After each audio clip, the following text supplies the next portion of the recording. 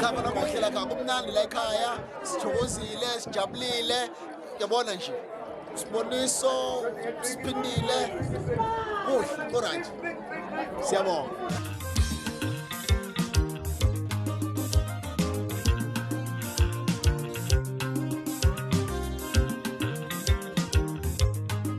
Ngiyambongela umngani wami uphindile sileze lafika lo suku akade lindile alithanda ngiyacabanga ukuthi ujabule kakhulu ngiyambongela.